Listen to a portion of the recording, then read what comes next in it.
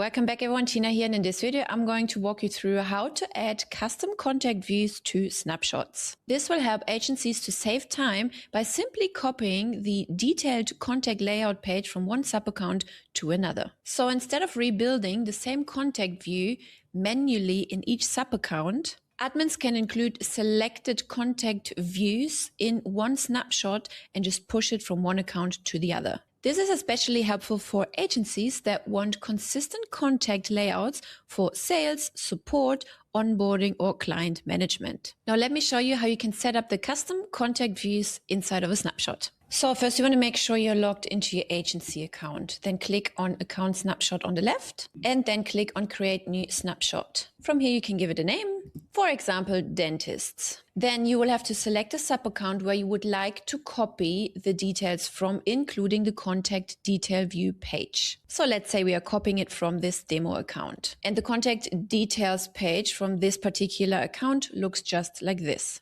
Okay, so we are copying exactly this. We're pulling this into our snapshot and then pushing it into different other accounts. Let's hit next. Now it's preparing the assets. Then scroll down until you see contact detail views right here. You can click the drop down menu here and you can click default view. Then you click create. And here you can see the snapshot has been created with just the contact detail view details. But of course, in reality, you would add more assets to it than just the contact detail page. But now if you wanted to push the contact details views that we've just created to other sub-accounts, you would just do that through this button right here, through this little arrow pointing up. So let's say you've previously created the dentist snapshot, but now you want to then modify the contact details view page, then you would just have that one contact details view page asset in the snapshot like we've just done exactly now. You would click this button. Then here there would be a list showing up of the linked sub-accounts. Since this is a demo account, we don't have any,